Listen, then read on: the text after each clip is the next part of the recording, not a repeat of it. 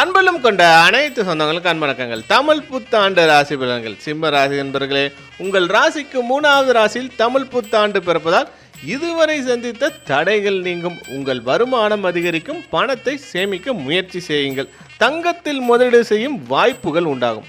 சனி பகவானின் பலன்கள். அஷ்டம சனி காலம் என்பதால் முன்னெச்சரிக்கையுடன் நடந்து கொண்டால் எவ்வித பாதிப்புகளும் உண்டாகாது.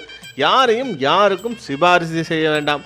நயமாக பேசுபவர்களை நம்பி ஏமாற வேண்டாம். ஆனால் உங்கள் உடல் ஆரோக்கியத்தில் மிகுந்த கவனம் அவசியம் தேவை. குரு பகவானின் பலன்கள். மே 14ஆம் தேதிக்கு பிறகு குரு பகவான் லாப வீட்டில் அமர்வதால் எங்கு சென்றாலும் நல்ல வரவேற்பை பெற்று தருவார். பெரிய பதவிக்கு உங்களுடைய பெயர் பரிந்துரை செய்யப்படும். ராகு கேது பலன்கள். ராகு மற்றும் கேது பகவான் மே 18 மாறுவதால் வாழ்வில் சில ஏமாற்றங்கள் வந்து செல்லும். மேலும் எதிர்பாலினத்தில் பழகும்போது மிகுந்த எச்சரிக்கை தேவை. அனைவருக்கும் அன்பு வணக்கங்கள்.